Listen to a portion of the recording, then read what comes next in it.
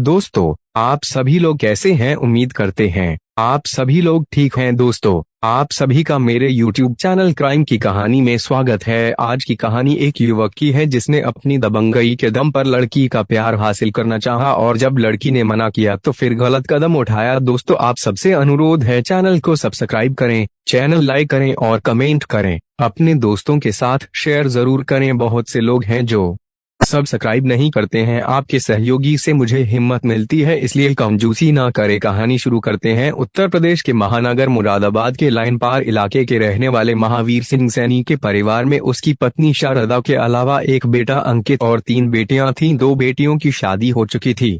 तीसरे नंबर की बेटी पूनम 9वीं कक्षा में पढ़ रही थी। महावीर राजमिस्त्री था। रोजाना की तरह 10 दिसंबर 2016 को भी वे अपने काम पर चला गया था। बेटा अंकित ट्यूशन पढ़ने गया था। घर पर शारदा और उसकी बेटी पूनम ही थी। सुबह करीब 10 बजे जब शारदा नहाने के लिए बाथरूम में गई तब पूनम घर के काम निपटा रही थी। शारदा को बाथरूम में घुसे 5 से 10 मिनट ही हुए थे कि उसने चीखने चिल्लाने की आवाजें सुनी। चीख उसकी बेटी पूनम की थी। चीख सुनकर शारदा घबरा गई। उसने बड़ी फुर्ती से कपड़े पहने और बाथरूम से बाहर निकली तो देखा पूनम आग की लपटों से घिरी थी। उसके शरीर पर आग लगी थी। शोर मचाते हुए वह पूनम के कपड़ों की आग बुझाने में लग गई। उसकी आवाज सुनकर पड़ोसी भी वहां आ गए। किसी तरह उन्होंने बुझाई। तब तक पूनम काफी झुलस चुकी थी और बेहोश थी। आनन फानन में लोग उसे राजकीय जिला चिकित्सालय ले गए। बेटी के शरीर के कपड़ों में लगी आग बुझाने की कोशिश में शारदा के हाथ भी झुलस गए थे। अस्पताल से इस मामले की सूचना पुलिस को दे दी गई। कुछ ही देर में थाना मझोला के थाना प्रभारी नवरत्न गौतम पुलिस टीम के साथ अस्पताल पहुंच गए। खबर मिलने पर पूनम के पिता महावीर भी अस्पताल आ गए। डॉक्टरों के इलाज के बाद पूनम होश में आ गई थी। पूनम के बयान लेने जरूरी थे, इसलिए पुलिस ने इलाके के मजिस्ट्रेट को सूचना देकर अस्पताल बुलवा लिया। पुलिस और मजिस्ट्रेट की मौजूदगी में पूनम ने बताया कि शिवदत्त ने उसके ऊपर केरोसिन डालकर आग लगाई थी। उसके साथ उसके पिता माहीलाल भी थे। शिवदत्त पूनम के घर के पास चामुंडा वाली गली में रहता था। पता चला कि वह पूनम से एक तरफा प्यार करता था।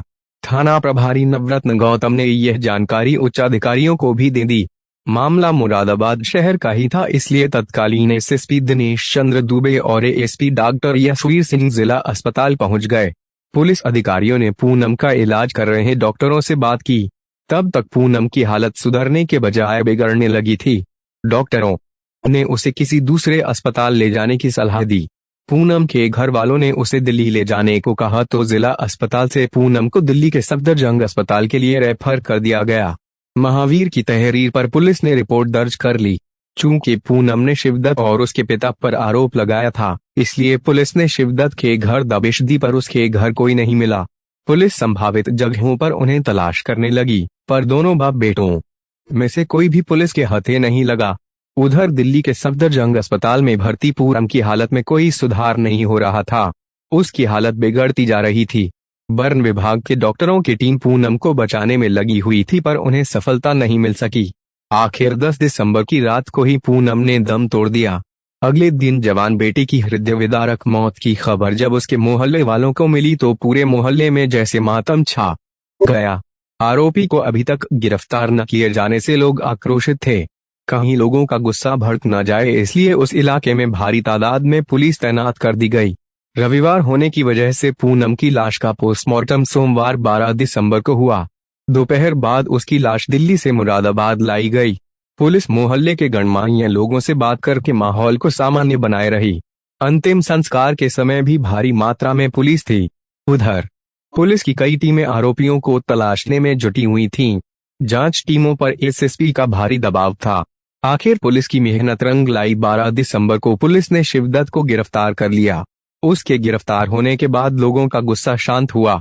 थाने लाकर एसएसपी और एएसपी के सामने थाना प्रभारी नवरत्न गौतम ने अभियुक्त से पूछताछ की तो पहले तो वह पुलिस को बेवकूफ बनाने की कोशिश करता रहा, पर उसका यह झूठ ज्यादा देर तक पुलिस के सामने नहीं टिक सका।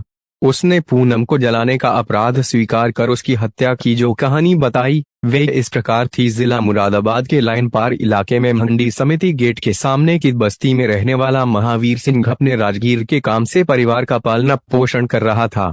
इसी की कमाई से वे 2 बेटियों की शादी कर चुका था।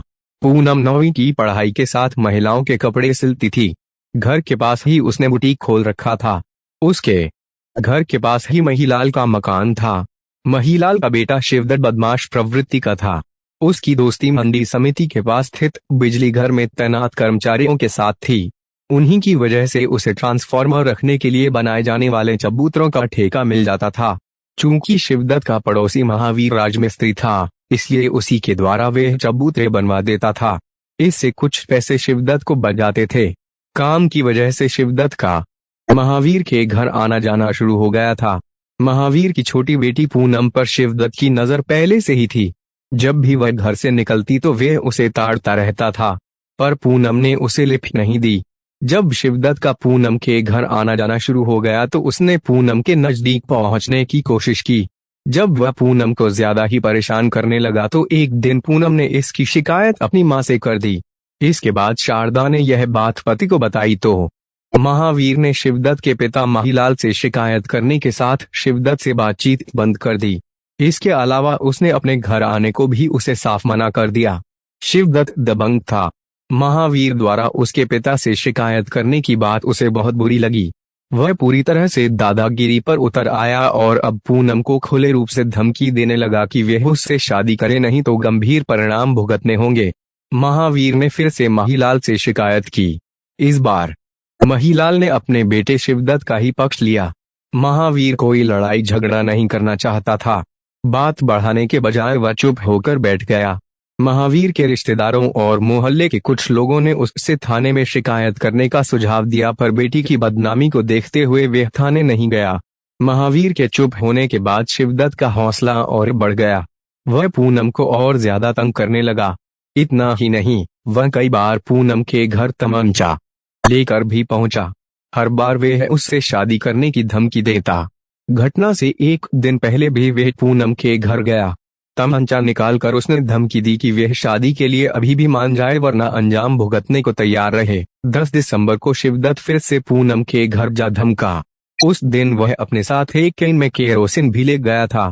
पूनम उस समय घर में झाड़ू लगा रही थी, तभी उसने उस पर केरोसिन उड़ेल कर आग लगा दी और वहां से भाग गया। शिवदत्त से पूछताछ के बाद पुलिस ने उसे न्यायालय में पेश किया, जहां से उसे जेल भेज दिया गया। पुलिस मामले की जांच कर रही है। तत्कालीन एसएसपी दिनेश चंद्र दुबे का कहना था कि इस मामले में शिवदत्त के अलावा और कोई दोषी पाया गया तो उसके खिलाफ भी कानूनी कार्रवाई की जाएगी।